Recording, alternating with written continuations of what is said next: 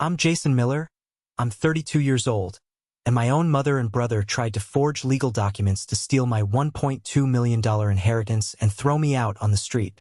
Before I tell you how I turned the tables on them in a lawyer's conference room that left them speechless and facing criminal charges, do me a favor and let me know where you're watching from in the comments below. It's always amazing to see how far these stories of fighting back can reach. It all began on a gray Tuesday morning, in a room on the 7th floor of a downtown building that smelled of old paper, stale coffee, and quiet grief. The lawyer's office. I sat on one side of a ridiculously large, polished mahogany table, feeling small and out of place. On the other side sat my mother, Margaret, and my younger brother, Eric. My grandfather, Robert, had been buried 3 days earlier. He was more of a father to me than my own ever was, especially in the last decade of his life. His passing had left a hole in my chest that felt vast and cold, a space carved out with a dull spoon. The lawyer, a man named Mr. Abernathy with a kind, weary face and glasses perched on the end of his nose, cleared his throat. The sound was unnaturally loud in the silent room. He began to read the final, operative lines of Robert Miller's last will and testament. His voice was a monotone drone, but I hung on every word. And the entirety of my estate, including the property at 425 Elm Street and all associated savings, investment and checking accounts, I leave solely to my beloved grandson, Jason Miller. The word solely hung in the air like a thick cloud of smoke. Silence. It was a heavy, suffocating silence. I didn't dare look at them, but I could feel their collective gaze on me like a physical weight. I focused on a small, almost invisible scuff mark on the table's surface, tracing its shape with my eyes. Eric's legs started bouncing, a rapid, jittery rhythm of pure fury against the plush carpet. My mother's knuckles were bone-white where she clutched the handle of her expensive leather purse. Finally, Mr. Abernathy looked up, his expression one of professional sympathy. That concludes the reading. My condolences again for your loss. To all of you. I finally risked a glance. My mother's face was a carefully constructed mask of polite disappointment, the one she wore when a catered party ran out of her favorite wine. But her smile was a thin, brittle line, a crack in a porcelain doll's face. My brother, Eric, made no attempt at subtlety. His jaw was clenched so tight I could see the muscles flexing, a vein pulsing at his temple. He shot me a look, not of sadness for the grandfather we'd both lost, but of pure, unadulterated rage. It was the look of a king who'd just been told his crown was promised to a peasant. I just nodded, mumbled my thanks to the lawyer, and got out of there as fast as I could. The air in that room was toxic. As I drove home, my grandfather's voice, raspy and weak but clear as a bell, echoed in my head. The memory was from last summer. We were on the porch swing he'd built 50 years ago, watching the sun bleed orange and purple across the sky.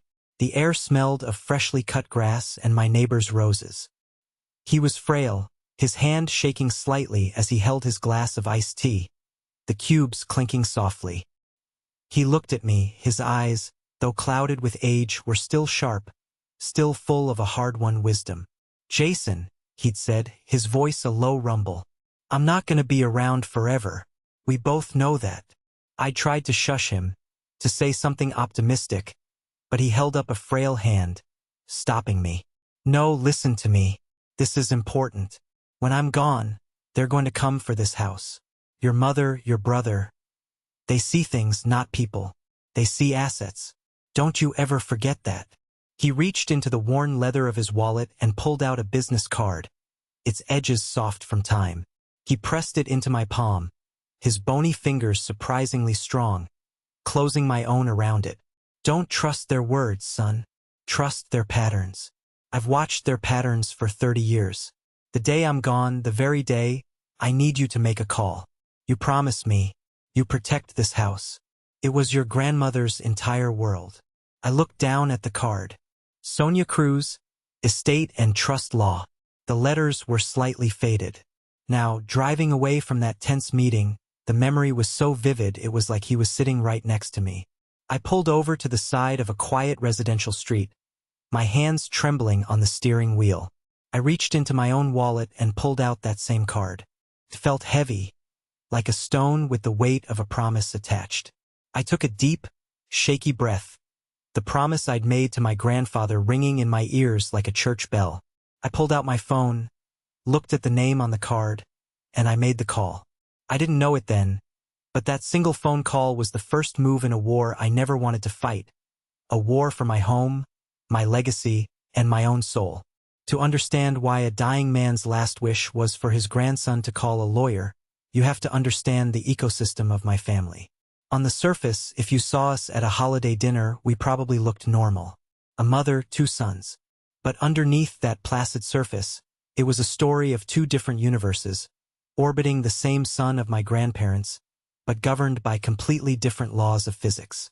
My universe, for the better part of a decade, had been defined by the 4 walls of the house on Elm Street.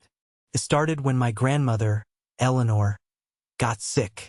I was in my last year of college, planning a future that involved a degree in history and maybe a quiet life as a teacher. But when the call came that she had cancer, there was no decision to be made. I came home. It's just what you do. After she passed, leaving a silence in the house that was louder than any noise, I stayed for Grandpa Robert. His heart was a tired old engine, the doctors said, and he needed someone. So, I became that someone. My days fell into a rhythm, a routine dictated by love and necessity. 6:30 a.m. Wake up, start the coffee, the rich smell filling the quiet kitchen. 7 a.m. Lay out his morning pills on a small dish. The oval blue one for blood pressure, the tiny white one for his heart, the capsule for his cholesterol. I knew them by sight, by shape, by the faint rattle they made. I'd drive him to his weekly cardiology appointments, sitting for hours in waiting rooms that all smelled of antiseptic and old magazines.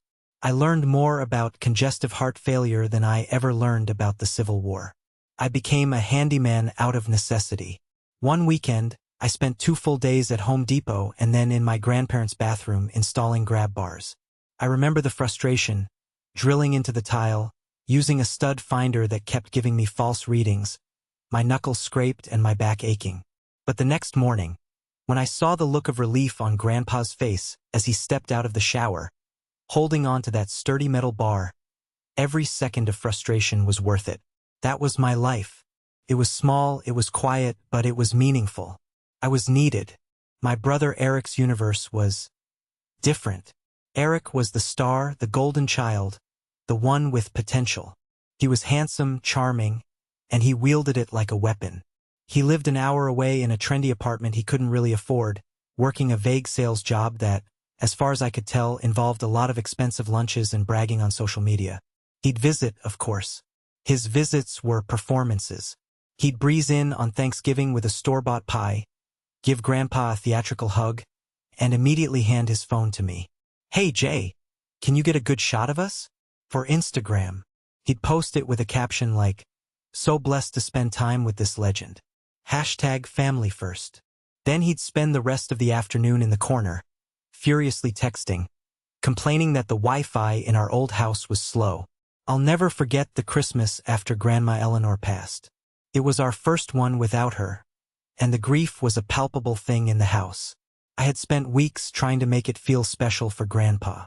I found his old records, the ones they used to dance to, and played them softly. I cooked his favorite meal, the pot roast recipe I had painstakingly gotten from my aunt, the one Eleanor used to make. My gift to him was simple. I had taken all of his old, faded photos from a shoebox and digitized them, creating a looping slideshow on a digital picture frame. When he saw a picture of him and Grandma on their wedding day appear, young and radiant, he just stared, his eyes welling up. He didn't say anything, just reached out and squeezed my hand. Eric arrived late. He breezed in, smelling of expensive cologne, and handed Grandpa a large, beautifully wrapped box. It was a ridiculously expensive cashmere sweater, a color Grandpa would never wear, and 3 sizes too big. "It's the best, Gramps. Only the best for you," Eric announced loudly. Grandpa thanked him politely, and the box was placed in a corner, never to be opened again. Later that night, Eric cornered me in the kitchen. "Hey man, listen, he said, his voice a low whisper. I'm a little short for rent this month. Think you could spot me 1,000?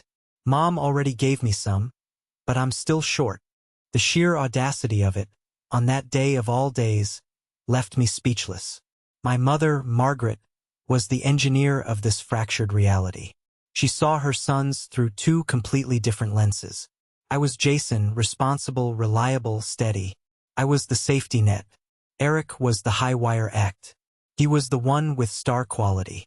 Every mistake he made was simply a dramatic plot point in his epic journey to success. The most infamous incident was the car. Uncle Frank, my mom's brother and a man with a heart of gold and hands permanently stained with motor oil, had lent Eric his prized vintage Mustang for a weekend. Eric was supposed to take a date to a wedding. He never made it. He called Uncle Frank on Sunday night, claiming the car had been stolen from the hotel parking lot. The police were called. Reports were filed. Uncle Frank was devastated. A month later, we found out the truth. A friend of a friend had seen Eric at a casino 2 states over. He'd lost big at the poker table and had used the car's title as collateral for a loan from a shady character. He lost the car. When the truth came out, I expected fire and brimstone. But my mother just sighed, wrung her hands and said, "He's just under so much pressure to succeed. He makes mistakes. He's impulsive." Then she turned to me. "Jason, your uncle is so upset. Maybe you could talk to him, smooth things over. You've always been so good at calming people down." She wanted me to clean up his mess. Again, that was the pattern.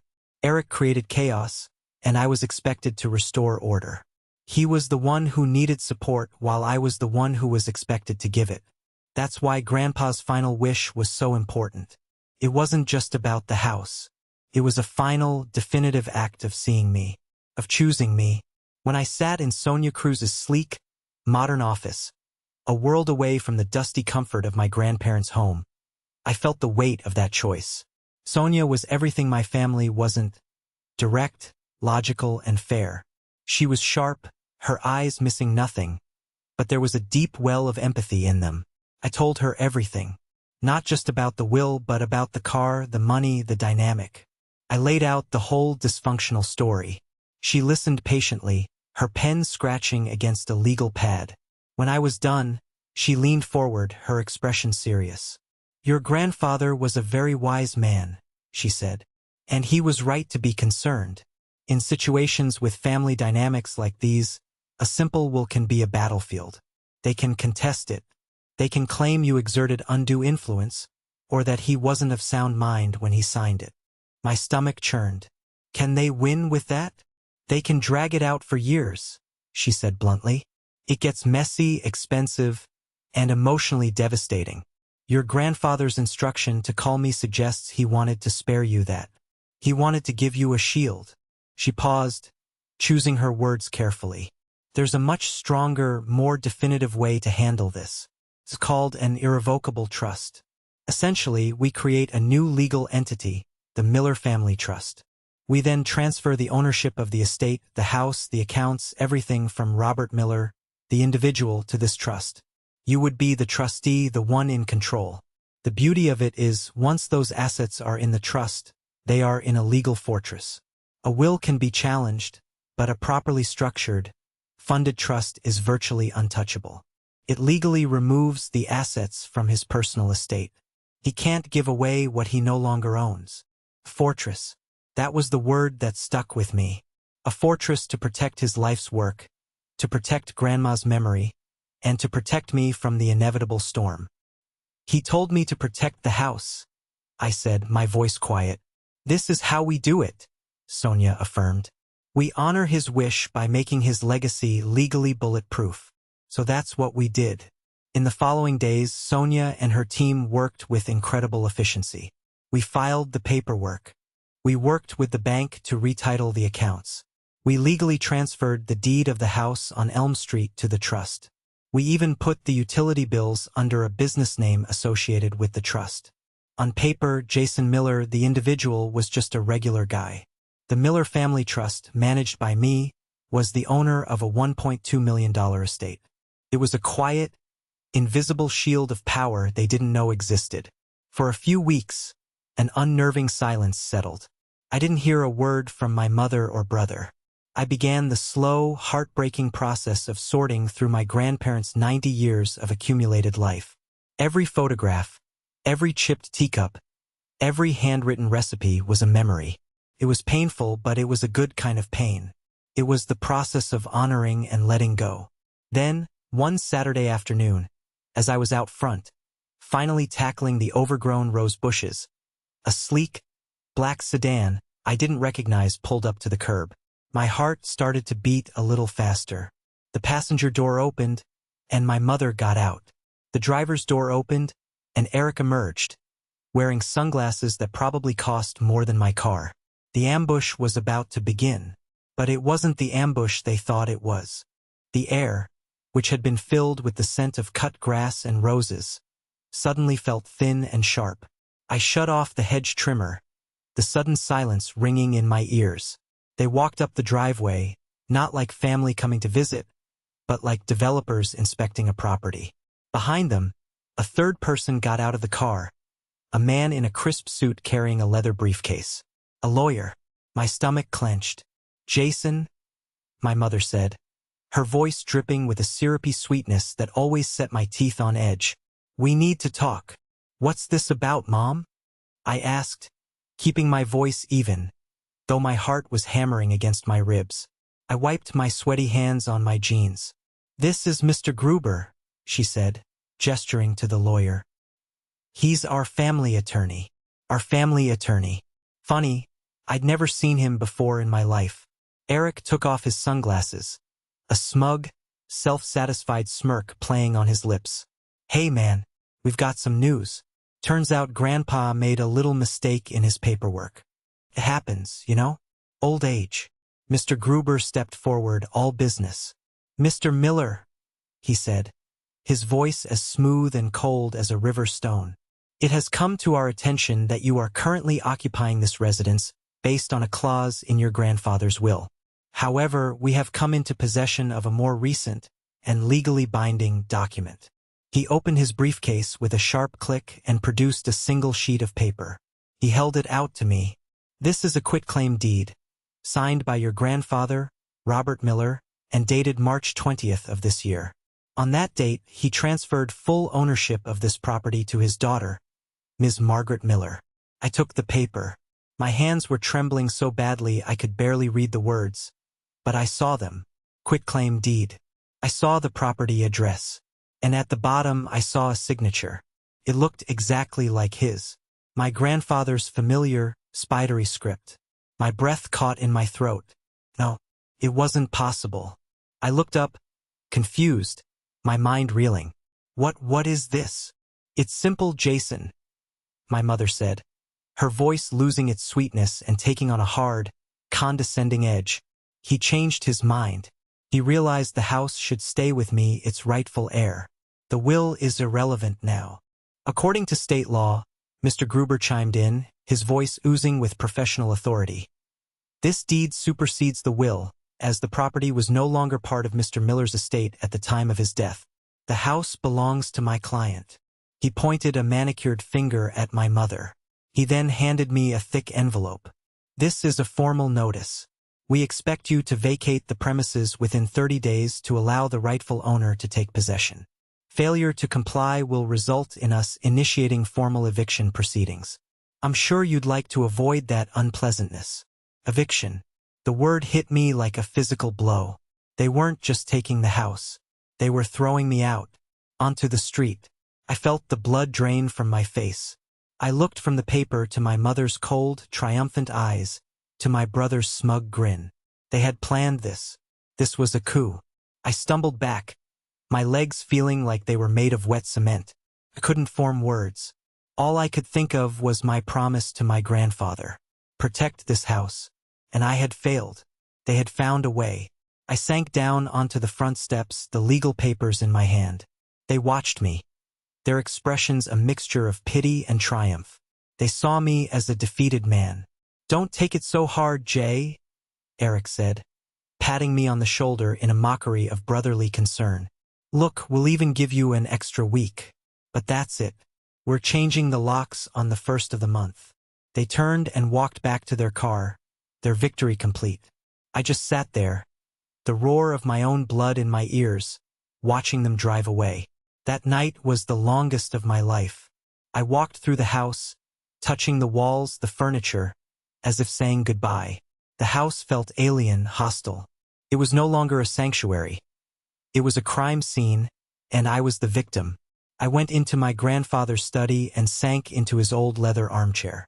Its familiar scent of old books and peppermint, a scent that had always been my greatest comfort, now just amplified the feeling of my failure. I had let him down. My mind raced in a tormenting loop. Could he have signed it? In his last few months, he had good days and bad days. The memory loss was getting worse. Could they have caught him on a bad day?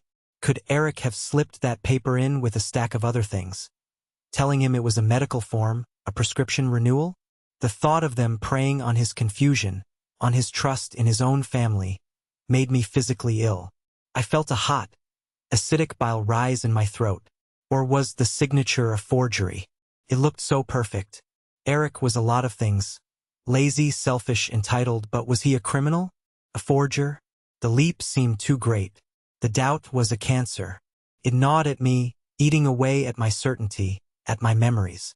For one terrifying, black moment, I allowed myself to wonder if I had been wrong about everything. Maybe Grandpa did have a last-minute change of heart. Maybe he thought I was just a glorified nurse, and that his real legacy, his bloodline, was with Eric. The thought was a betrayal of everything I knew to be true, but in that moment of profound shock and despair, my confidence was utterly shattered. They had always made me feel like I was less than, and now they had a legal document that seemed to prove it. I didn't sleep. I just paced the floors, the letter from Gruber clenched in my fist, rereading it until the words blurred. Rightful owner. Vacate the premises. Eviction proceedings. Around midnight, the phone rang. I knew who it was. I answered, my voice a dead monotone. Hello. Jason, honey. It's Mom. Her voice was sickeningly sweet, the voice she used when she wanted something. I just wanted to make sure you're okay. I know this is a shock. Why? I managed to choke out. It was the only word I could summon. Oh, darling, she sighed, a sound of immense, theatrical patience. You have to be realistic. This house, this kind of money, it's not for you. You don't have the ambition, the drive. You're a simple person, Jason. You're happy with a simple life. A small apartment, a quiet job. And that's fine. There's nothing wrong with that. Her words were like tiny, sharp icicles, each one piercing a little deeper. Eric is different, she continued, her voice warming with pride. He's a star. He has vision. He's going to build a business, have a family. He needs a foundation like this, a home base to project power, to entertain clients.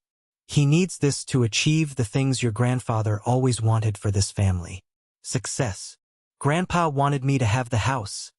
I whispered, my voice raw. There was a pause. The sweetness in her voice vanished, replaced by a cold, hard fury that I knew all too well. Your grandfather was an old man who got sentimental. He confused your caretaking with character. You were a good nurse, Jason, I'll grant you that. But a nurse isn't an heir. You are just a caretaker. You can always find another room to rent. She hung up. I stood in the dark kitchen, the phone still pressed to my ear, listening to the hollow buzz of the dial tone. You're just a caretaker. The words echoed in the silent house. That's all I had ever been to them. Not a son, not a brother, a function, a utility. And now that my purpose had been served, I was being disposed of. That was the bottom, the absolute rock-bottom abyss, the moment where I truly believed I had lost. They had outmaneuvered me. They had a legal document. They had a lawyer. And they had my own self-doubt as their most powerful ally. The fight felt over before it had even begun. I was just Jason, the quiet one, and they were about to erase me. For a full 24 hours, despair was my only companion. I walked through the rooms of my home like a ghost, each object a reminder of what I was about to lose. The clock on the mantel, ticking away my final days. The worn spot on the carpet where Grandpa's chair used to be. The whole house seemed to be holding its breath, waiting for the end. But then, something shifted. It started as a tiny spark in the cold, dark pit of my stomach. It was anger, pure, clean anger. It burned away some of the fog of despair. It was the memory of my mother's voice. "You're just a caretaker." It was the image of Eric's smug, triumphant face. And through the anger, two other voices emerged from my memory. Uncle Frank's, gruff and honest. "Don't you ever let them mistake your kindness for weakness." And my grandfather's, his final, most important command. "Promise me, protect this house." I wasn't just fighting for a building. I was fighting for my own worth. I was fighting for the man my grandfather believed me to be. The despair didn't vanish, but now it had company. The anger gave me fuel. The promises gave me a direction. My hands were still shaking when I picked up the phone and dialed Sonia Cruz. My voice was hoarse when I told her what had happened, the words tumbling out in a torrent of shock and betrayal. I told her about the quitclaim deed, the lawyer, the 30-day notice. She didn't interrupt. She just listened, a calm, steady presence on the other end of the line.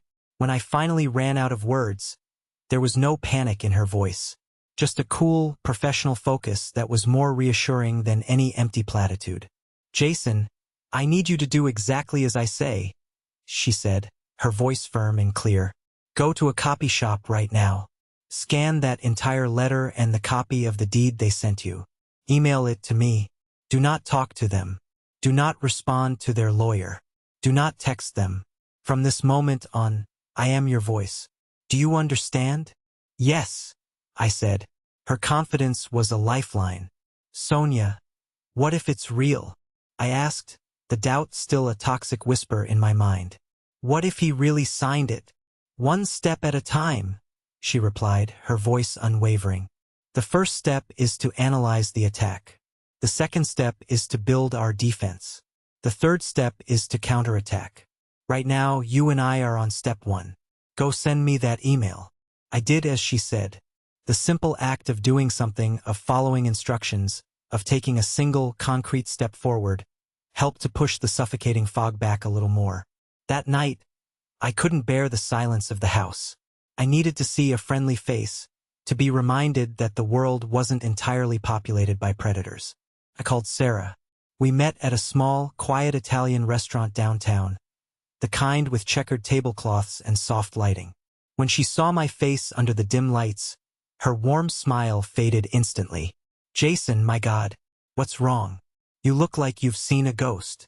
Over plates of pasta that I barely touched, I told her everything. The will, the ambush, the quitclaim deed, the brutal words my mother had said on the phone. It wasn't just a legal problem. It was a deep, personal wound, and saying it all out loud to someone who wasn't a lawyer felt like lancing a boil. I wasn't asking for advice. I was just bearing witness to my own pain. Sarah just listened. She didn't offer easy solutions or tell me it would all be okay. She just listened, her eyes full of a deep, genuine empathy that made my own eyes burn. When I finally finished, my voice raspy with emotion, she reached across the table and put her hand over mine. "I don't know anything about quitclaim deeds or lawyers, Jason," she said softly, her touch warm and steady. "But I know you. I know your character. You are the most solid, dependable, and fundamentally good person I have ever met.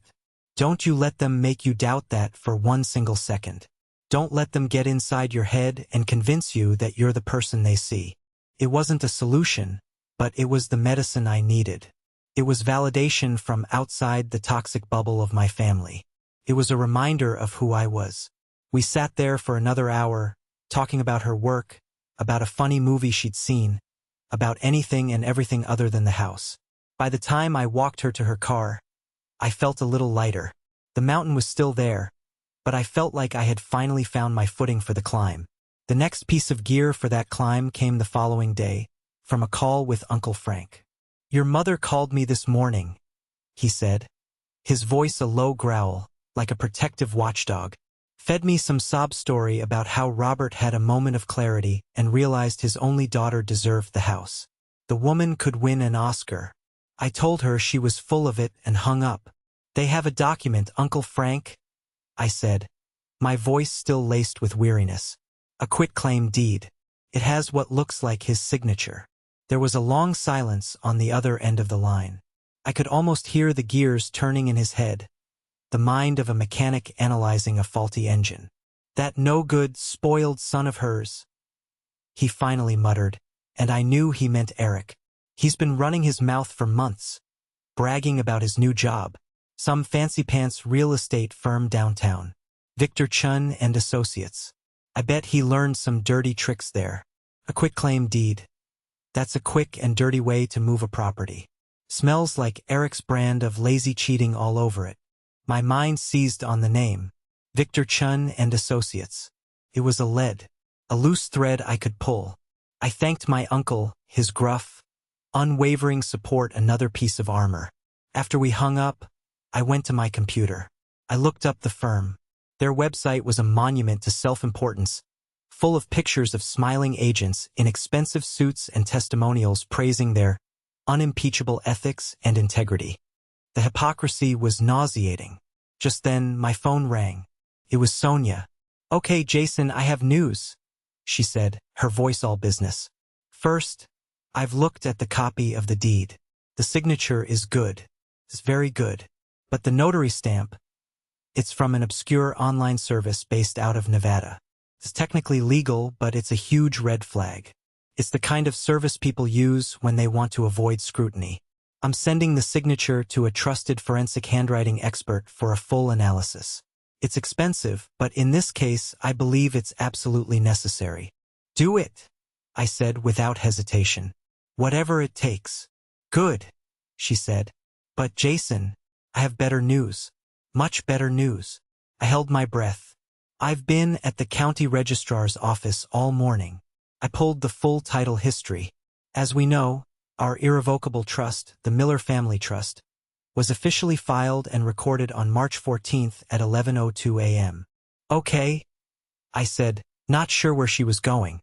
"The quitclaim deed they have," she said, and I could hear the smile in her voice now, "is dated March 20th. I was still confused. So, Jason," she explained patiently, "it means that even if that signature is 100% genuine, even if your grandfather, in a moment of confusion, did sign that piece of paper, it is legally worthless. You cannot give away an asset you do not legally own. As of March 14th, Robert Miller, the individual, no longer owned the property at 425 Elm Street. The Miller Family Trust did. The deed they are holding is a worthless piece of paper trying to claim an asset that was already secured in a fortress." A wave of relief so powerful it almost buckled my knees washed over me. The air rushed back into my lungs. So we won? "We have the legal high ground on multiple fronts," she corrected, ever the precise lawyer. "They just don't know it yet. They think they're holding a royal flush, but their cards are fake. I'm scheduling a formal mediation session for next week. It's time to call their bluff." Suddenly, the mountain didn't seem so high. The path to the summit was becoming clear. The climb had truly begun. The day of the mediation was overcast and gray, the weather perfectly matching the mood. We convened in a sterile conference room at a neutral law firm downtown. The room was designed to be devoid of personality. Beige walls, a long, polished table that reflected the dull fluorescent lights, and a dozen uncomfortable modern chairs. But the air in the room was thick with personality. Arrogance, greed, and a simmering, nervous tension. I sat on one side of the table next to Sonia. I'd chosen to wear one of my grandfather's old suits. It was a classic gray wool, a little big in the shoulders for me, but wearing it felt like wearing armor. It smelled faintly of him, of cedar and old paper, and it gave me a sense of strength. Across the vast expanse of polished wood sat the enemy. My mother, Margaret, was the picture of composed sophistication in a cream-colored silk blouse, her expression one of serene confidence. My brother, Eric, sat beside her, looking tan and fit in a suit that was clearly more expensive than mine. He couldn't quite meet my eyes. Instead, he kept adjusting his perfect tie and glancing at his reflection in the darkened window, as if reassuring himself of his own importance. Next to them was their lawyer, Mr. Gruber, a man with a perpetually sour face and a briefcase that seemed to radiate smugness. A retired judge, a woman with sharp eyes and a no-nonsense demeanor, served as the mediator. She laid out the ground rules in a crisp, clear voice. This was a final, binding attempt to resolve the dispute before it escalated to a costly and public court battle. Mr. Gruber began, his voice a practiced, confident drone that filled the silent room. He laid out their case with an air of unshakable certainty. Robert Miller, in his final months, had a moment of profound clarity.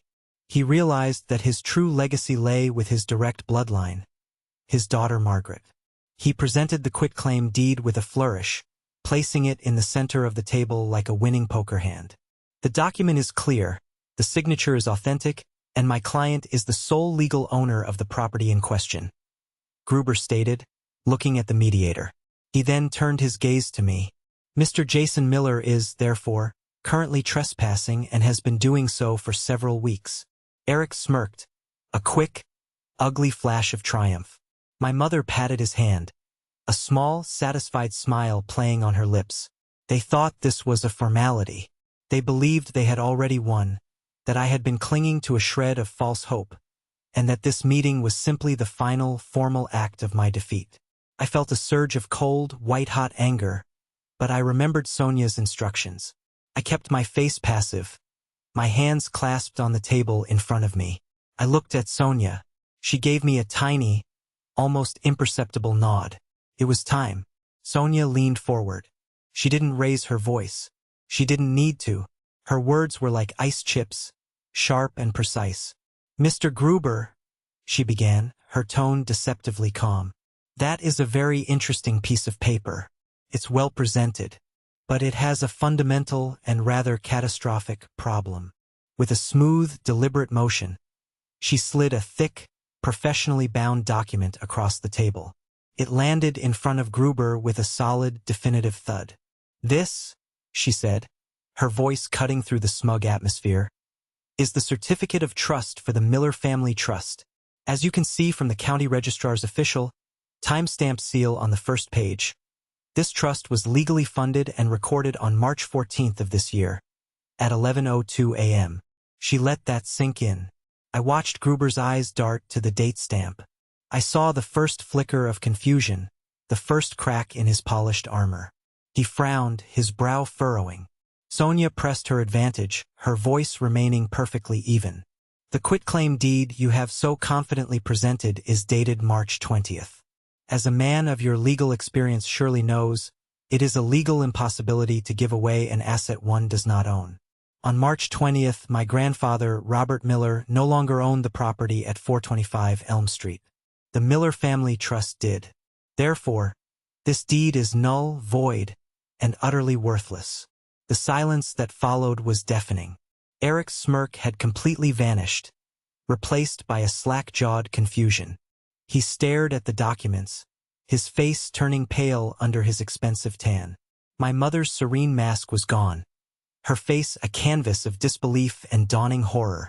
Gruber was frantically flipping through the trust document, his sour face turning a blotchy, mottled red. This is an unexpected development, he stammered, his confidence evaporating.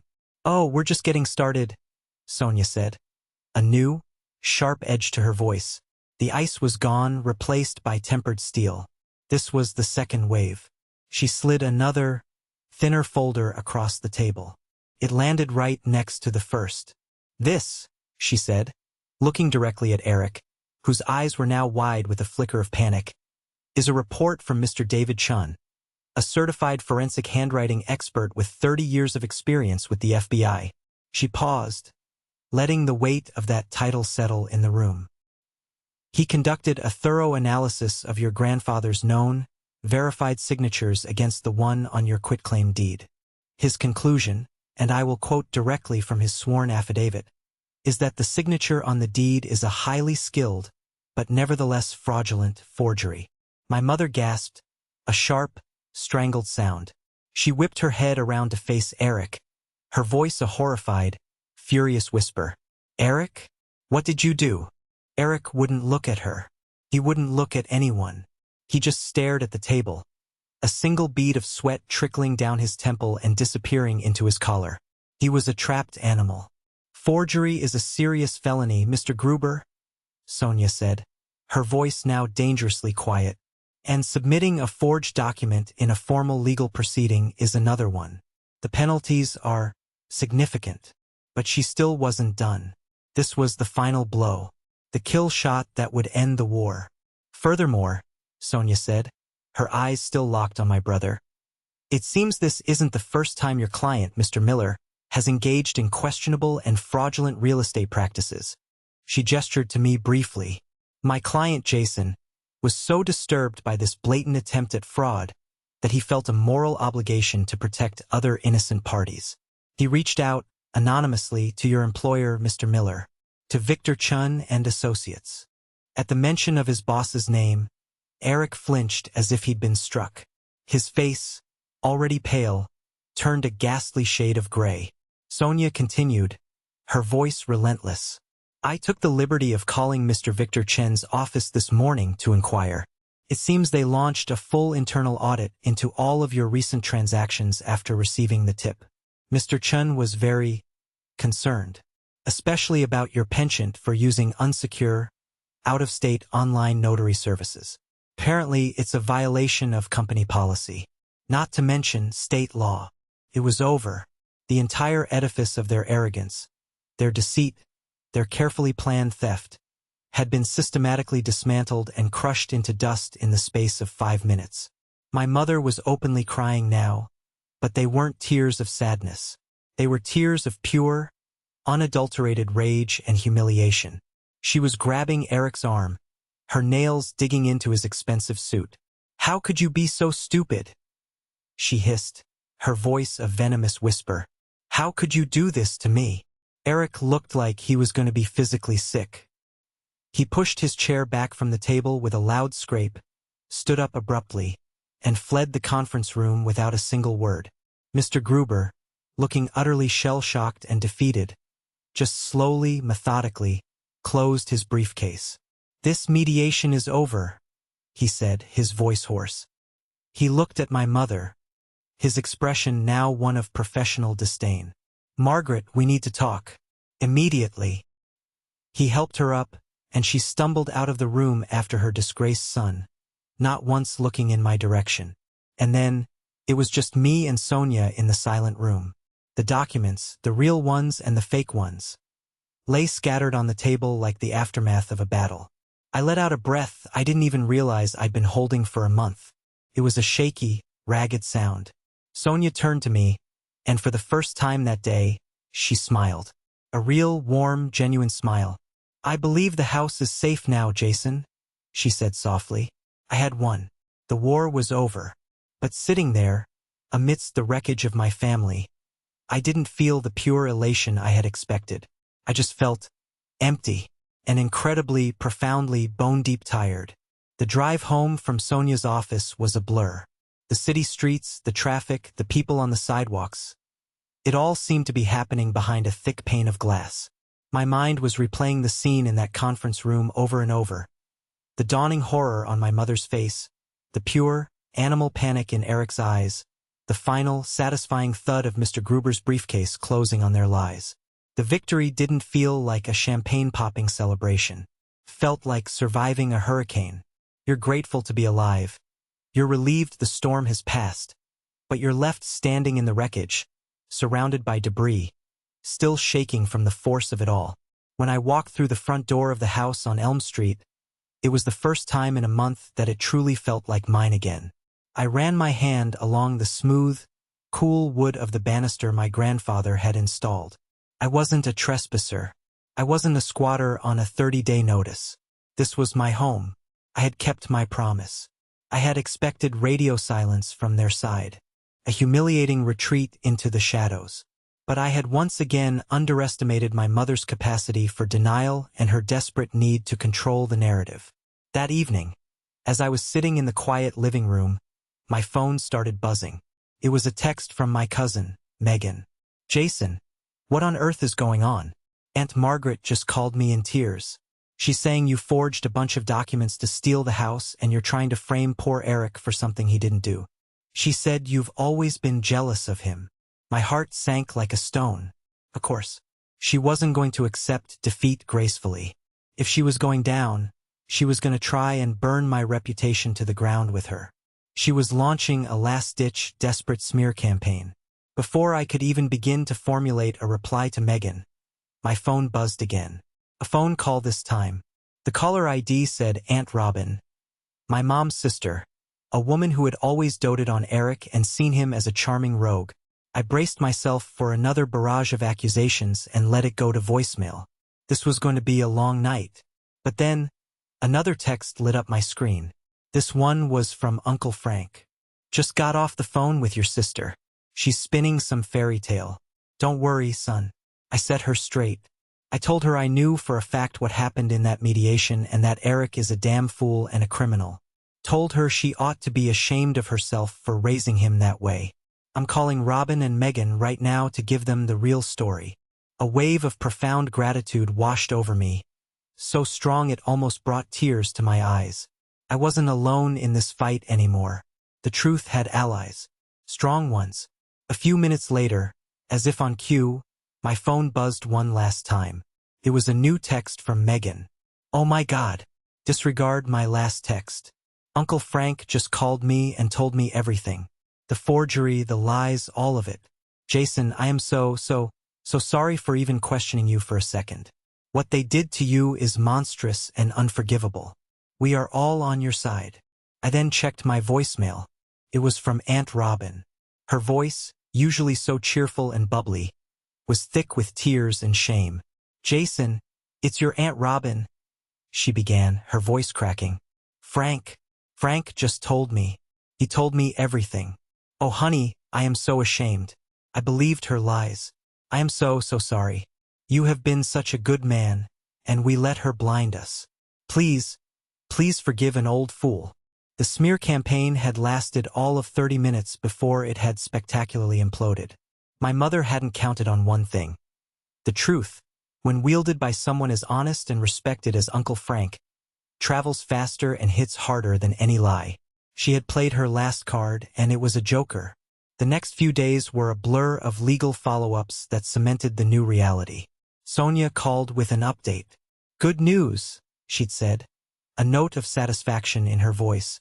Gruber, Finch and Associates has formally withdrawn as counsel for your mother and brother. They sent us a letter. Apparently, Mr. Gruber doesn't appreciate being lied to by his clients, especially when it involves multiple felonies. They're radioactive, Jason. No reputable lawyer in this city will touch them now. Then came the call that was both inevitable and deeply unsettling. The caller identified himself as Detective Ramirez, from the Financial Crimes Unit of the City Police Department. His voice was polite, professional, and devoid of emotion. Mr. Miller, I'm calling in reference to an anonymous report filed concerning the activities of Eric Miller at Victor Chan and Associates, he said. Mr. Chen's firm has been very cooperative.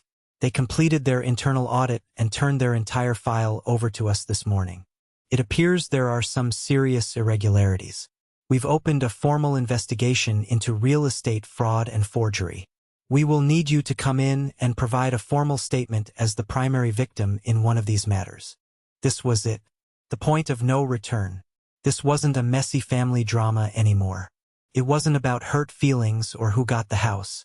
It was a criminal case. The consequences for Eric were no longer just humiliation and financial loss.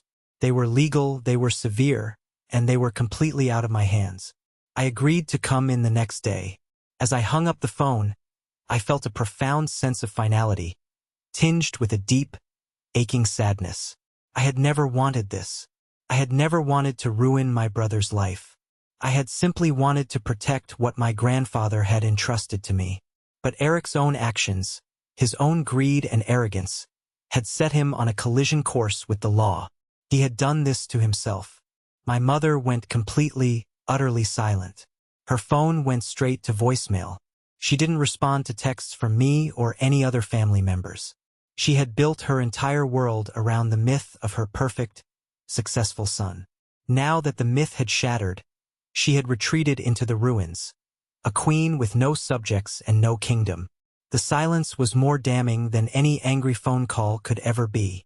The war was truly over. Now the long, quiet, and difficult work of healing had to begin. The 6 months that followed were like the slow, quiet dawn after a long and violent storm. The thunder of the legal battle faded, replaced by the gentle, steady hum of ordinary life. It was a strange and welcome peace. Eric's case moved through the justice system with a grim, bureaucratic efficiency. Faced with the mountain of evidence against him, the trust documents, the handwriting expert's sworn testimony, the internal audit from his former employer, he took a plea bargain. There would be no dramatic trial. He pleaded guilty to a single felony count of forgery. The judge sentenced him to 5 years of probation, a hefty fine that would take him years to pay off, and 500 hours of community service. Most importantly, as a convicted felon, he was forced to surrender his real estate license permanently. His career in the flashy world he loved, the world he had used as a weapon, was over before it had truly begun. He was branded. His future, once a limitless horizon in my mother's eyes, was now a narrow, constricted path. My mother, Margaret, sold her house in the suburbs within a month. I heard from Aunt Robin that she had moved into a small, anonymous condo complex on the other side of town. We didn't speak. I sent her a simple, generic card on her birthday. She never acknowledged it. A part of me, the little boy in me who had always craved her approval, felt a pang of sadness for the mother-son relationship I wished we could have had. But a much larger part of me, the man who had survived her betrayal, felt a profound sense of relief. The constant weight of her judgment, the endless hum of her manipulation, the pressure to be the responsible one. It was gone. For the first time in my adult life, I felt truly free from her gravitational pull. With the drama finally behind me, I poured all my energy and focus into the house. It wasn't just a building anymore. It was my sanctuary. It was a testament to my grandparents' enduring love and my own unexpected resilience. I found a deep satisfaction in physical labor. I spent entire weekends on the old, weathered back deck, sanding away decades of old paint, the scent of fresh cedar filling the air. I painstakingly repainted all the exterior trim, choosing a crisp, classic white that made the old Victorian architecture look proud and renewed. I discovered a passion I never knew I had: gardening. I tore out the overgrown, thorny bushes my mother had always complained about and began to cultivate the flower beds my grandmother had so lovingly tended years ago. My hands, usually clean and soft, became calloused and permanently stained with rich, dark earth. Each weed I pulled felt like removing a piece of old resentment. Each new flower I planted felt like an act of hope. It was my therapy. It was me literally putting down roots. Sarah became a regular, welcome presence in this new, quiet life. It started simply, with her bringing over a thermos of hot coffee on a chilly Saturday morning while I was up on a ladder, painting. Then it became dinner once a week, usually takeout eaten on the floor of the living room, surrounded by paint cans and drop cloths. We didn't rush anything. We didn't try to define what we were. We just enjoyed each other's easy, comfortable company. We talked for hours on the porch swing my grandpa had built, our conversations weaving from the serious to the silly. We were building something new, not on the ruins of our old relationship, but on a fresh, solid foundation of mutual respect, deep friendship, and quiet understanding. One warm evening in late summer, to celebrate the completion of the deck, I hosted a small dinner party. It wasn't a party for a crowd. It was a gathering of my tribe, the small group of people who had been in my corner when it mattered most. Uncle Frank was there, manning the grill, telling old, funny stories about my grandpa that made everyone laugh. My cousins Megan and her husband came, bringing a bottle of good wine. Aunt Robin, still a little shy and apologetic around me, brought a homemade apple pie that tasted like forgiveness and healing. Mr. Daniel Peterson, my elderly neighbor who had been friends with my grandpa for 40 years, came over and shared stories about the neighborhood from the 1960s that held us all captivated. And Sarah was there, her smile seeming to light up the whole space as I strung up some simple party lights. We sat under those lights as dusk settled, the sound of crickets filling the warm air. Uncle Frank, holding a beer, raised his bottle. "A toast," he said, his voice, usually so gruff, thick with emotion. "To Robert and Eleanor. They always knew a good man when they saw one, and they made damn sure he got what he deserved." Everyone raised their glasses to me. In that moment, surrounded by the warm glow of the lights and the even warmer glow of genuine affection from people who saw me, who valued me for who I was, I felt a sense of belonging that was more valuable than any inheritance. I was home. Life finally settled into a new, peaceful rhythm. The anger, which had been a fire in my belly for so long, eventually burned itself out, leaving behind not a scar, but a quiet, tempered strength I hadn't known I possessed. I no longer walked on eggshells in my own life. I no longer second-guessed my own worth. I had been tested by fire, and I had not been consumed. There was no final, dramatic confrontation in a grocery store. There were no more angry words to be said, no final, satisfying, "I told you so." Their actions and my survival were the final statement. Their self-imposed exile and silence were the epilogue. I realized I didn't need to see them fail to feel like I had won. My victory wasn't about their defeat. It was about my own peace. The true end of the story, the real moment of closure, came on a cool, crisp autumn afternoon, almost exactly a year after my grandfather had passed. I was in the backyard, in a small, sheltered spot behind the old oak tree that my grandmother had always called her secret garden. It was where she planted her most delicate flowers, protecting them from the wind. I had bought a small dogwood sapling that morning from the local nursery. The little plastic tag hanging from a branch promised brilliant, star-like white flowers in the spring, a symbol of rebirth. I dug a hole in the rich, dark soil, my hands, now calloused and familiar with the work, moving with a steady purpose. The earth smelled clean and alive, a scent of endings and beginnings all at once. As I carefully placed the young tree in the ground, gently teasing its fragile roots and packing the soil around its base, I thought about everything that had happened in the past year. I thought about my grandfather's wisdom, a gift more precious than any amount of money. I thought about my mother's bitterness and my brother's boundless greed. I thought about the crushing weight of fear and the surprising, fierce strength of my own determination. I knew, with a certainty that settled deep in my bones, that I wasn't the same man I was a year ago. The quiet, responsible Jason who avoided conflict at all costs, who would rather swallow his own anger than make a wave, was gone. In his place was someone who understood a fundamental truth. Sometimes the most responsible thing you can do is to fight for what you believe in. Sometimes you have to become the storm to protect your own peace. I finished planting the tree, patting the earth down firmly around its base. I stood up, wiping the sweat from my forehead with the back of my dirty hand, and looked at the house. My house, my home, my fortress. I didn't need to say the words out loud. The promise was kept. The legacy was safe. But more than that, I was safe. I had finally learned how to protect myself, not just with lawyers and trusts, but with a newfound belief in my own worth. A gentle breeze rustled the golden leaves of the old oak tree, and as I stood there, with my hands in the soil of my own garden, I smiled. It wasn't a triumphant smile or a smile of revenge. It was a smile of pure, unadulterated peace. The kind of peace that only comes after the storm has passed, and you're left standing stronger on solid ground. My grandfather's greatest legacy wasn't the house or the money.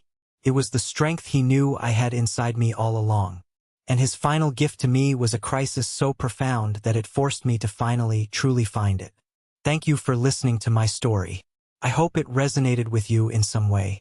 It was a long and difficult journey, but it taught me so much about family, legacy, and the importance of standing up for yourself. Have you ever been in a situation where you had to fight for what was rightfully yours, or for your own self-worth? Share your story in the comments below. I read every one. And don't forget to like this video and subscribe to the channel so you don't miss what's coming next.